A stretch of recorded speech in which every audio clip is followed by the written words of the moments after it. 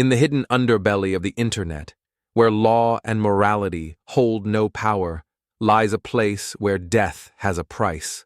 A single click, and a life is sold to the highest bidder. Welcome to the Silk Road, a digital graveyard where contracts are sealed with blood and paid for in cryptocurrency. But behind the encrypted messages and untraceable transactions lurks a predator, an assassin whose face is never seen, whose name is never spoken. Known only by his alias, this ghost of the dark web is hired to make the powerful disappear, leaving no trace behind. A man whose hands are stained with blood and his soul long abandoned. But in a world ruled by greed and betrayal, even the most feared killer can become the hunted. When a simple contract spirals into a deadly conspiracy, the assassin is forced into a relentless game of cat and mouse, where loyalty is an illusion, and the only rule is survival. Welcome to the story of the Silk Road assassin, Hitman for hire. A dark and twisted tale of blood money, betrayal, and the price of a man's conscience. And once you step into his world, there's no way out.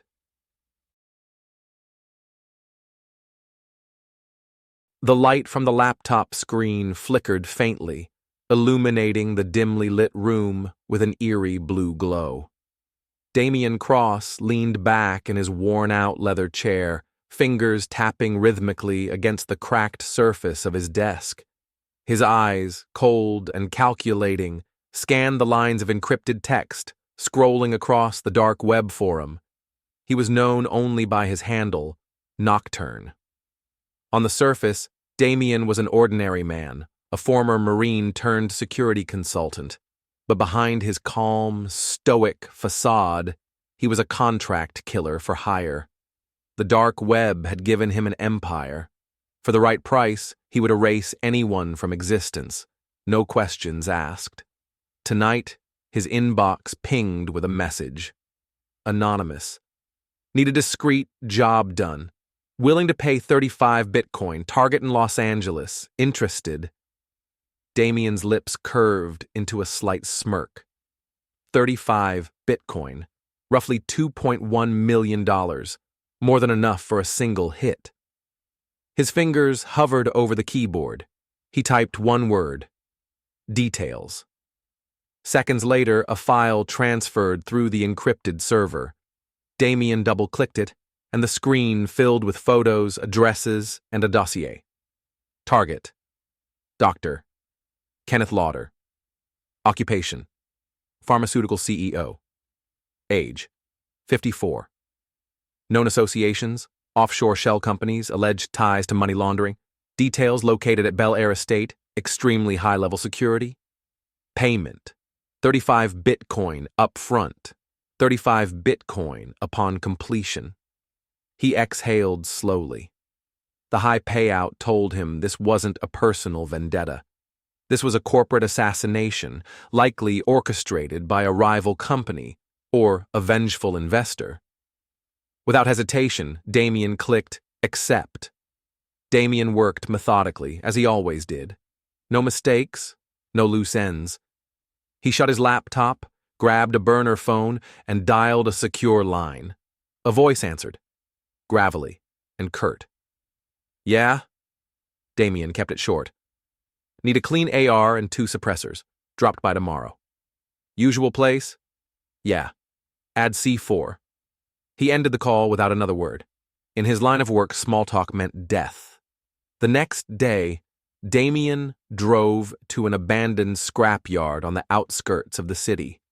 The sun was dipping below the horizon, casting long shadows over the rusted metal frames of forgotten cars. A black SUV idled near the entrance. Damian parked and walked toward it without hesitation. The man inside, Vincent Gallo, rolled down the window. Heavy package today, huh? Vincent said, pulling a cigarette from his lips. Damian remained silent. He didn't trust Vincent. He never had. but the man was discreet and efficient, a necessary evil in this business. Vincent reached into the back seat and handed over a black duffel bag. Damien unzipped it, inspecting the contents.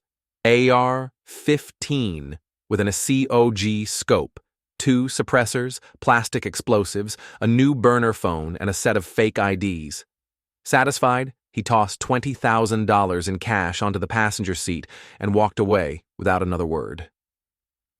That night, Damien sat in his safe house, studying the aerial footage of the target's estate. The place was a fortress, 12-foot stone walls with motion-activated floodlights. Armed security patrols every 15 minutes, a state-of-the-art surveillance system with infrared sensors. He stared at the screen, tracing the patrol routes. There was a gap, a 7-minute window between rotations near the garden terrace. That would be his entry point. The next night, Damien approached the estate under the cover of darkness. Dressed in black tactical gear, he moved through the dense foliage behind the property. The moonless sky offered the perfect cover. When the guards made their rounds, Damien pulled on a thermal mask to blend into the shadows. He slipped over the stone wall and landed silently in the garden. He moved swiftly, crouching behind a row of ornamental hedges. A guard passed by, barely 5 feet away. Damien waited, silent, still. When the man turned his back, Damien sprang. One hand clamped over the man's mouth. The other slid a karambit knife across his throat. The guard slumped, twitching in silence. Damien dragged the body behind the hedges and covered it with branches. Moving quickly, Damien made his way toward the second-floor balcony, using a grappling hook launcher to scale the stone wall. He reached the balcony ledge and peered into the massive bedroom. Dr. Kenneth Lauder was sitting at his desk, oblivious to his fate. The CEO sipped brandy and flipped through documents, lost in his thoughts. Damien removed the AR-15 from his back, attached the suppressor, and aimed through the window. The crosshairs hovered over the man's temple. But Damien paused. Something was wrong. Why was the window open? Why were the patio curtains swaying? Why was Lauder wearing earbuds, drowning out the noise? It felt staged, too perfect. Damien scanned the room again. A glimmer, a reflection in the mirror. Another man, hidden in the shadows near the bedroom door, holding a silenced Glock 19. It was a setup. Damien reacted instantly. He dropped from the balcony just as the assassin's gun roared, the bullet embedding into the stone wall.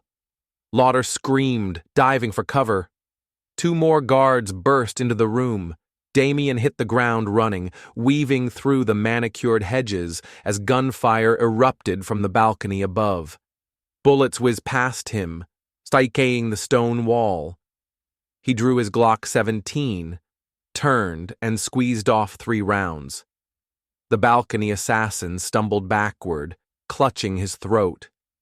Damien sprinted toward the estate's maintenance shed, tossing a flash grenade behind him.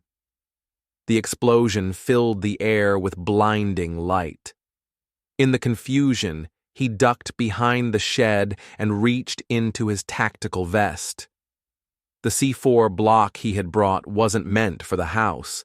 It was meant for the backup generator at the rear of the estate. With the estate cloaked in darkness, his exit plan was still viable. Damien sprinted toward the backup generator building, crouching low behind the manicured hedges. The estate's security floodlights blazed to life, illuminating the grounds. Guards were swarming. No time to be subtle.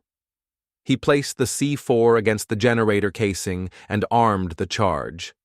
A 5-second delay. He took off in a dead sprint. The blast detonated, plunging the estate into total darkness.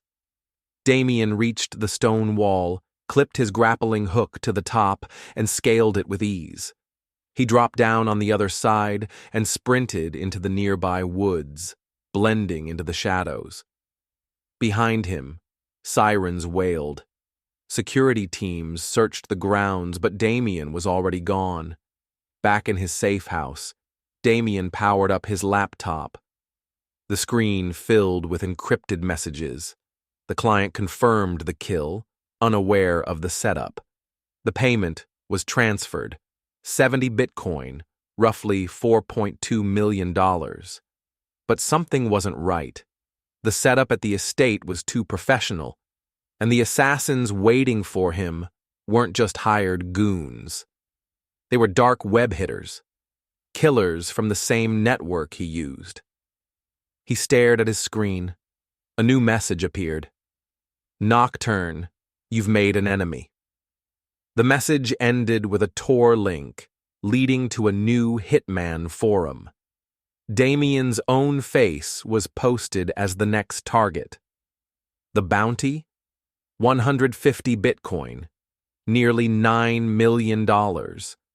Damien Cross sat in the corner of his safe house, back against the cold concrete wall. The room was dimly lit, the only illumination coming from the flickering laptop screen. His eyes remained fixed on the Tor message, staring back at him. Nocturne, you've made an enemy. Attached was the Hitman bounty on his own head. Target, Nocturne, real name unknown. Location, suspected West Coast, United States. Bounty, 150 Bitcoin, docs $9 million. Details, contract available to all certified hitters.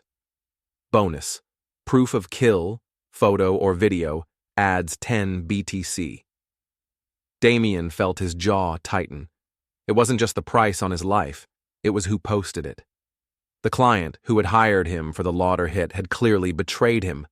The hit was always a setup. Lauder was a decoy, a pawn in a larger game. Damien had walked right into it. He took a slow, measured breath. There would be no running. If they came for him, he would send them back in body bags.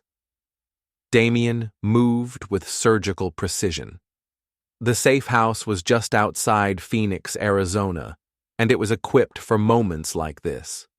He opened a concealed panel behind the desk, revealing a small armory.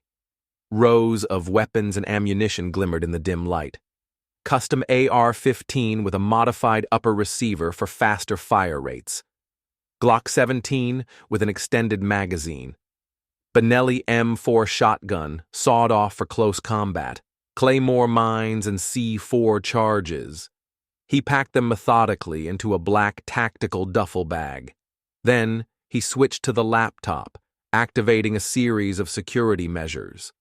First, he sent a self-destruct signal to his encrypted server, wiping all traces of his dark web transactions.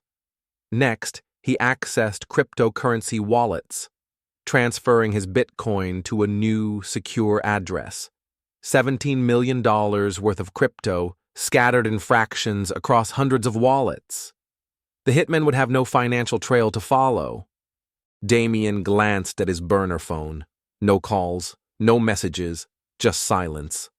That meant they were coming. He killed the lights and sat in the shadows, his Glock loaded and ready. It didn't take long. At 3:12 a.m., his motion detectors pinged. Someone was outside. Footsteps on the gravel. 3 men moving toward the safe house. He heard the unmistakable click of a rifle bolt. Amateurs, he muttered. Damien's lips curled into a cold smirk. He tapped a button on his phone, and 2 Claymore mines, hidden in the yard, activated. There was a brief, eerie silence. Then, boom! The blast ripped through the yard, shredding the first 2 men instantly. Chunks of flesh splattered against the chain-link fence. The third man, slightly farther back, stumbled and fell. Blood soaked his jeans, a shard of shrapnel lodged in his thigh. Damien emerged from the shadows, moving swiftly, silent as a ghost. The injured hitman tried to crawl away, panting in terror. Damien knelt beside him, grabbed a handful of his blood-soaked hair, and yanked his head back. "Who sent you?" Damien's voice was calm, almost casual. The man spat, blood bubbling from his lips. "You're already dead. Nocturne." Damien held his Glock to the man's temple and pulled the trigger. No hesitation. The hitman's body slumped, lifeless. The next morning, Damien stood in an abandoned parking lot on the outskirts of Los Angeles. He was waiting for Vincent Gallo, his gunrunner and sometimes informant. A black Mercedes SUV rolled up. Vincent stepped out, dressed in a dark suit, his face unshaven and drawn. "You look like hell," Damien muttered. Vincent glanced around nervously. "I shouldn't be here, man." His voice was low and hushed.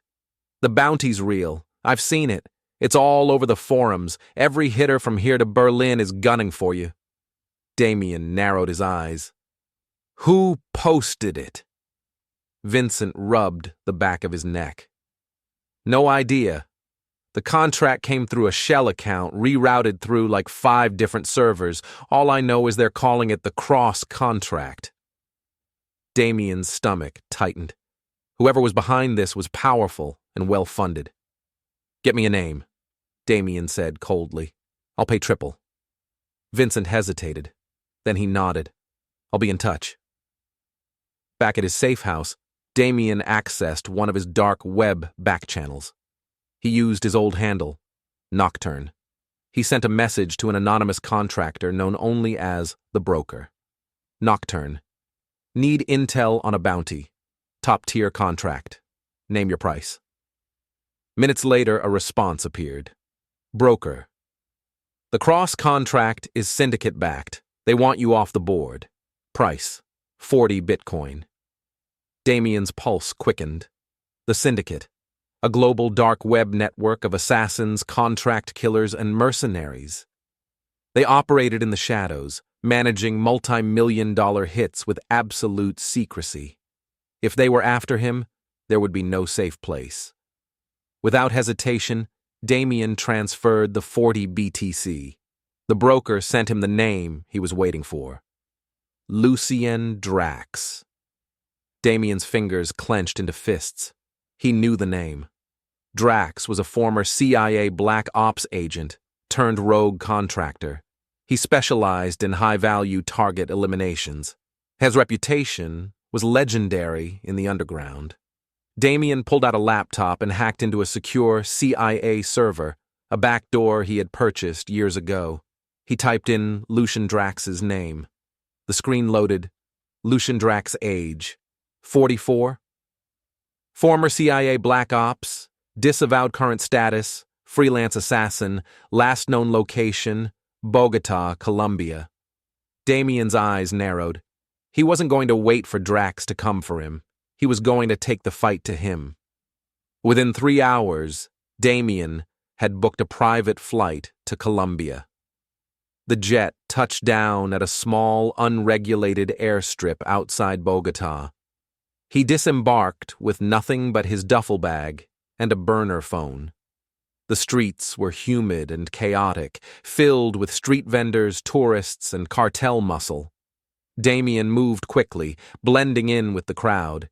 He made his way to a dilapidated safe house, a 2-story concrete building long abandoned. Inside, he prepped his weapons. AR-15 with a 40-round magazine. Benelli M4 for close quarters. 2 Glock 17s, fully loaded. Damien's phone buzzed. A text from Vincent. "Drax knows you're coming. Watch your back." Damien's lips twitched into a cold grin. "Good," he whispered. He holstered his guns and stepped into the night. He was the target, but soon he would become the executioner. The night was humid and oppressive in Bogota. The scent of diesel fumes and street food lingered in the air as Damien Cross moved through the narrow alleyways near the southern barrios. He wore a dark baseball cap pulled low over his eyes and a plain black jacket, blending in with the locals. Beneath the jacket, his Glock 17 rested in a concealed shoulder holster, loaded and ready. His AR-15 was strapped to his back beneath a nondescript duffel bag. The streets were alive with cartel activity. Men with tattoos and machetes loitered on corners, their eyes sharp and predatory. But Damien wasn't here for the small-time killers. He was hunting a ghost. His target, Lucian Drax, a man without a face, without a soul. The only evidence of his existence were the bodies he left behind. Damien needed eyes on Drax, and he knew where to get them. He stopped at a small cantina on the edge of a cartel-controlled zone. The place stank of sweat, rum, and blood. In the corner, a man with a scarred face and a neck full of gang tattoos sat nursing a glass of aguardiente.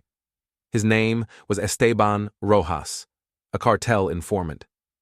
Damien walked up to him slowly. No words. He simply pulled a crisp $10,000 stack from his jacket pocket and placed it on the table. Esteban's eyes narrowed.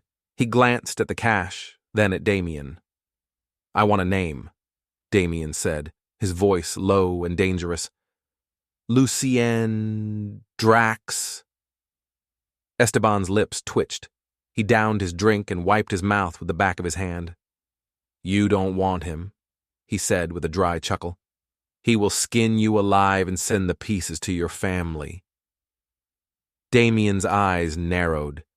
He reached under his jacket and pulled out his Glock, placing it on the table, barrel aimed at Esteban's gut. "You think I'm scared?" Damien's voice was cold steel. "You have 10 seconds before I make you useless to your cartel." Esteban's eyes widened. He exhaled sharply, then pulled a burner phone from his pocket. His trembling fingers scrolled through messages before stopping. He turned the phone around. On the screen was a location pin. "He's at a compound outside Villa Vicencio," Esteban muttered. "Cartel territory, big money. You'll be dead before you get within a mile." Damien smiled faintly. He grabbed the phone and the cash, then stood. Without breaking stride, he aimed the Glock at Esteban's leg and pulled the trigger. The informant screamed, clutching his bleeding thigh. "For wasting my time," Damien muttered before walking out. Damien drove a stolen Jeep Wrangler down the dusty Colombian road, its tires kicking up dirt and gravel. He approached the cartel compound as the sun began to set, staining the sky with a blood-red hue. The place was a fortified estate, surrounded by tall stone walls and topped with barbed wire. Guards patrolled the perimeter, armed with AK-47s and M4 carbines. Through his binoculars, Damien spotted 2 sniper nests on the rooftops. 4 guards stationed by the main gate. A pair of cartel SUVs idling near the entrance. Watchtowers with mounted .50 caliber machine guns. He exhaled slowly. It was a small fortress, but not impenetrable. He parked the Jeep in the shadows of the jungle, then pulled his tactical gear from the duffel bag. Black ballistic armor, night vision goggles, Benelli M4 shotgun with 12-gauge shells, 2 Glock 17s with extended magazines, C4 explosives. With a final breath, he disappeared into the tree line, moving silent as a wraith. Damien crawled through the dense underbrush, eyes fixed on the compound's eastern wall. The guards were chatting lazily, smoking and unaware of his presence. He waited, silent, still. Then he moved. He darted toward the wall, planting a C4 charge at the base. Then he slithered back into the brush. He pulled a detonator from his vest and squeezed the trigger. Boom! The wall erupted into a shower of stone and debris. Before the guards could react, Damien was already moving. He sprinted through the gap, his AR-15 raised, cutting down 2 cartel soldiers with swift, surgical shots to the head. The compound ignited into chaos. Guards shouted in Spanish, scrambling for their weapons. Spotlights flooded the yard. Damien moved like a phantom, silent, precise. He cut through the perimeter guards, firing in short, controlled bursts. One by one, they fell. The Benelli M4 roared as he cleared the interior halls. Buckshot shredded through cartel muscle, tearing apart their chests and leaving blood-stained walls. Deep inside the compound, Damien finally found him. Lucien Drax, the rogue CIA killer, the man behind the contract on Damien's head. Drax stood in a large opulent room, lined with bookshelves and marble floors. He wore a white linen suit, stained slightly with blood. His eyes were cold and calculating, piercing blue. He smiled faintly as Damien burst into the room, gun raised. "Nocturne," Drax drawled smoothly. "You're earlier than I expected." Damien's finger tightened on the trigger. But Drax was fast. Too fast. He darted behind a large oak desk, flipping it over for cover. Damien fired, his Glock barking. Bullets splintered the wood, but Drax was already moving. The ex-CIA operative rolled out from the side, a silenced HK-45 in his grip. Thwip-thwip. 2 suppressed rounds whizzed past Damien's head, missing by inches. Damien dove behind a leather couch, his heart pounding. He reloaded his Glock, breathing steadily. "I'm impressed," Drax taunted from across the room. "I've seen better men than you die screaming." Damien didn't respond. He pulled a flashbang from his vest and lobbed it over the couch. Pop! The room filled with blinding white light. Drax cursed, temporarily disoriented. Damien launched over the couch, tackling Drax with brutal force. The 2 men crashed to the marble floor. They wrestled violently, punching and clawing for dominance. Drax swung a knife, slashing Damien's arm. Blood spattered the floor. Damien grunted but didn't stop. He grabbed Drax's wrist and twisted hard, snapping it. The knife clattered away. Before Drax could recover, Damien drew his Glock and pressed it against the killer's temple. Drax smiled through gritted teeth, his face bloodied and broken. "You won't kill me," he whispered hoarsely. "You need me." Damien's eyes narrowed. He pressed the trigger. Bang! Drax's body slumped to the floor, blood pooling beneath him. His lifeless eyes stared into nothingness. Damien stood over Drax's lifeless body, his hands trembling slightly. He exhaled slowly, then turned and walked out. Outside the compound, the cartel guards were either dead or fleeing. The jungle was eerily silent. Damien loaded his weapons into the stolen jeep, turned on the engine, and drove off into the night. He was still a wanted man. The bounty on his head would remain, but he had sent a message. There would be no more hunting Damien Cross.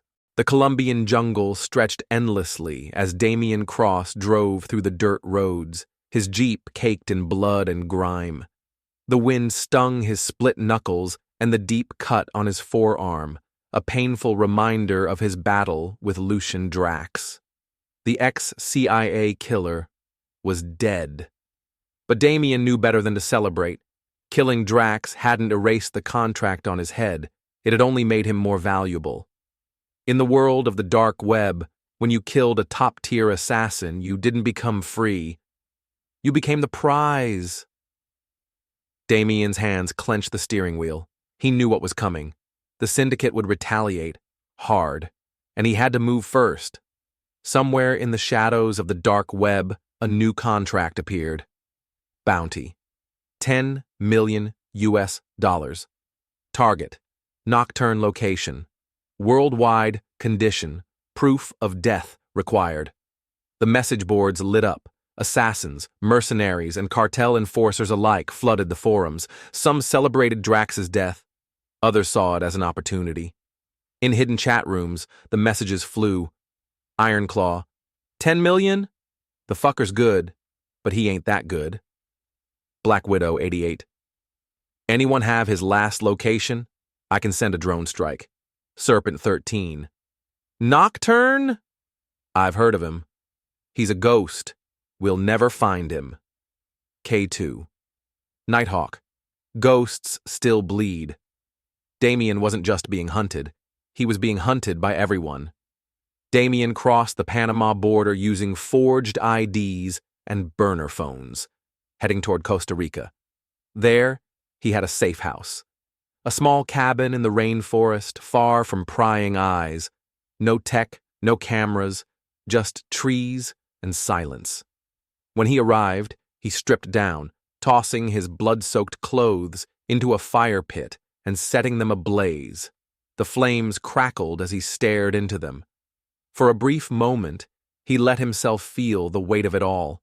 The faces of the dead flashed in his mind. Lucien Drax's cold, lifeless stare. The cartel enforcers he had gunned down without hesitation. The innocents caught in the crossfire. Damien sat in the small bathroom, leaning over the sink. He splashed cold water on his face, his hands trembling slightly. His eyes met his reflection, bloodshot, tired, and hollow. The face of a man who had seen too much death. For the first time in years, Damien felt a flicker of doubt. He was fighting an unwinnable war, but he shook it off. There was no room for doubt, not anymore. The burner phone rang unexpectedly. Damien frowned. Only one person had the number. He answered. Yeah. A familiar voice rasped through the line. You're still breathing. I'm impressed. It was Valeria Cruz, a former Colombian intelligence officer turned black market broker. She was one of the few people he trusted, mostly because she was just as ruthless as he was. Drax is dead, Damien said flatly. Valeria chuckled. I know. Her voice was low and dangerous. The bounty just tripled. Damien's grip tightened on the phone. Tripled? 10 million, Valeria confirmed. And every goddamn trigger-happy psychopath with a gun is coming for you. Damien exhaled slowly. I need information. I'm listening. Who's pulling the strings? Damien's voice was low and steady. Drax was just a pawn. Who put the contract out? There was a long silence on the line. Then, Valeria's voice came back, low and cautious. The syndicate. You already knew that. No, Damien growled. The name. Give me a goddamn name. Valeria hesitated. You're not going to like it. Say it. Adrian Volkov. Damien's eyes narrowed. He recognized the name instantly. Volkov, a Russian arms dealer, ex-GRU. The man had financed rebellions and sold weapons to terrorist cells worldwide, but that wasn't the worst part. Volkov was also the head of the syndicate's contract division. He was the man who hired the killers, the man who made Damien Cross a marked man. Where is he? Damien asked coldly. Valeria exhaled sharply. You're not going to make it out alive if you go after him. Damien's voice was like cold steel. I didn't ask for a lecture. I asked for a location. There was a pause. Then she spoke. Dubai. The golden desert sun burned hot over Dubai as Damien arrived at the exclusive luxury resort, posing as a wealthy investor. The place reeked of money and power. Oil tycoons, tech billionaires, shady oligarchs. Volkov's compound sat on the outskirts, designed to look like a lavish palace. But it was a fortress, surrounded by security towers, mercenaries, and high-tech defenses. Damien sat by the infinity pool, wearing a linen shirt and sunglasses. He scanned the crowd casually. Beneath the calm exterior, he was watching for signs of Volkov's men. They were easy to spot. Broad-shouldered men in tailored suits, with communication earpieces and concealed pistols beneath their jackets. Damien leaned back in the chair and sipped his drink. He wasn't worried about being spotted. Not yet. But he knew they were watching. And he knew he had only one chance to strike. That night, Damien moved like a shadow through the resort's upper floors.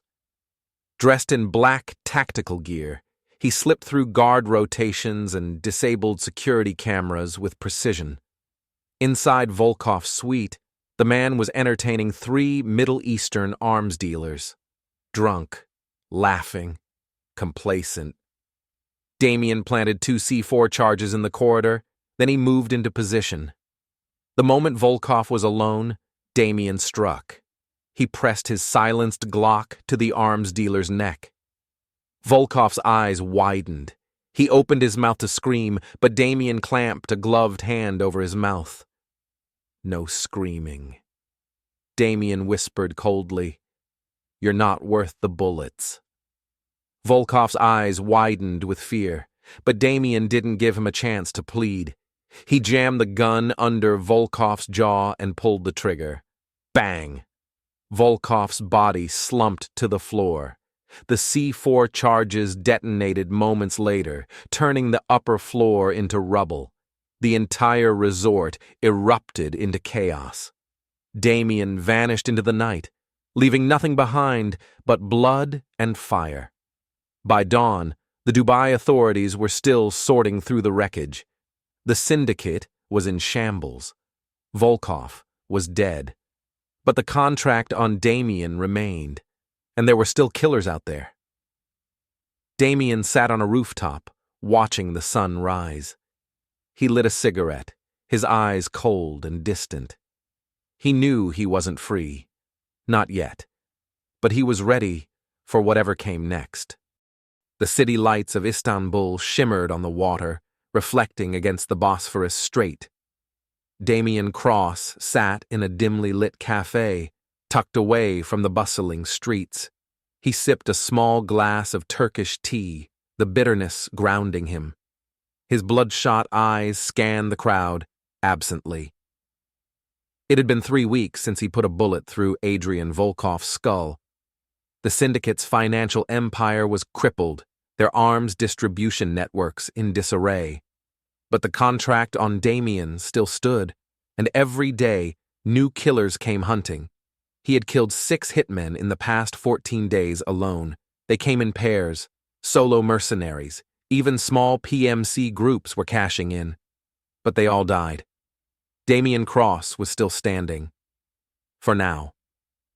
The cafe's wooden door swung open. A gust of cold night air swept through the small room. A woman walked in. Tall, athletic. A scar ran along her right cheekbone, a gift from a knife fight in Belgrade years ago. Damien's eyes narrowed. Valeria Cruz. She spotted him immediately and walked over, slipping into the chair across from him. "You look like shit," she said flatly. Damien smiled faintly. "You always knew how to flatter me." Valeria leaned in. Her voice was low and cold. "You're out of time, Cross." Damien raised a brow. "I'm still breathing, aren't I?" She shook her head. Her eyes were hard. "No, you're running on fumes. They're coming. You've pissed off the wrong people." Damien leaned back in his chair. "Let them come." But Valeria didn't smile.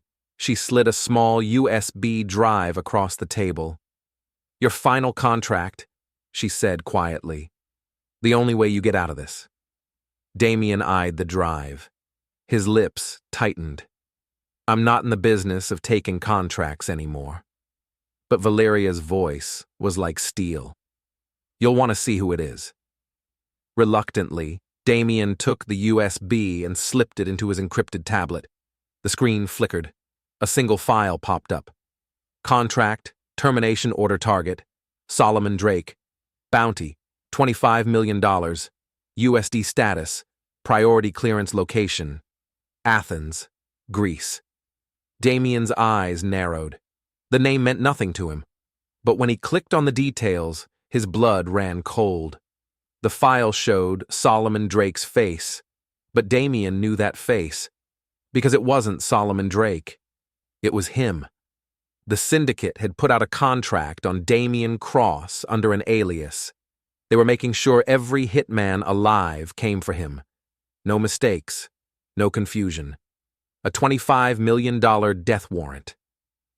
Damien exhaled slowly, his hands tightening around the edge of the table. He knew what it meant. There was no running anymore, no hiding. "They want you dead, Damien," Valeria murmured. Her voice was almost sympathetic. "But there's still a way out." Damien's eyes were cold and empty. "What way?" Valeria's voice dropped to a whisper. "You finish this. You burn the syndicate to the ground." The Athens skyline shimmered under the moonlight. Damien stood on the rooftop of an abandoned hotel, watching the syndicate's headquarters through night vision binoculars. The marble estate was perched on the cliffs overlooking the Aegean Sea, flanked by armed guards and motion-tracking turrets. The place was a fortress, the final boss of the dark web, the syndicate's inner circle. If he took them down, the bounty system would collapse. He knew it was suicide, but he didn't care. Damien moved like a ghost through the estate's outskirts. Dressed in black tactical gear, he carried only what he needed. Glock 19 with a suppressor, 2 combat knives, frag grenades, plastic explosive charges. The first guard fell silently as Damien slit his throat, lowering him to the ground. The second guard barely had time to gasp before a knife pierced his heart. Damien moved through the darkness, killing efficiently. No wasted motion, no hesitation. 5 guards down, 10 more patrolled the perimeter. But Damien didn't wait. He planted 4 C charges along the north wall. Boom. The explosion ripped through the estate, sending chunks of marble raining down. Alarms blared, guards swarmed, but Damien was already inside, moving through the smoke like a wraith. He kicked open the door to the inner chamber, where the syndicate's leadership gathered. There were 4 of them, the men who put the bounty on his head. They reached for their weapons, but Damien was faster. His Glock spat fire. 2 went down instantly. A third tried to run. Damien caught him and plunged a knife into his throat, twisting it savagely. Blood sprayed across the marble floor. Only one man remained, the syndicate's leader. The man's eyes were wide with terror. He held his hands up. "Please!" Damien didn't hesitate. He put a bullet through his skull. The estate was burning behind him as Damien walked down the cliffside road, his boots crunching against the gravel. Smoke and fire rose into the night sky. He had done it. The syndicate was gone. The bounty system would collapse. The contracts would end. But he felt no relief, no victory, just emptiness. He walked until he reached the edge of the Aegean Sea. The waves lapped against the rocky shore. The moonlight reflected off the water. Damien stared out at the horizon, his breath slow and steady. His hands were trembling slightly, from adrenaline, from exhaustion, from everything he had done. He tossed the burner phone into the sea, then the second pistol, then the combat knife. One by one, he discarded the tools of his trade, watching them sink beneath the waves. And for the first time in years, Damien Cross felt something close to peace. He turned and walked away, vanishing into the night, a ghost, untraceable and forgotten. Because there were no more contracts, no more hits, no more Nocturne, just Damien Cross free at last.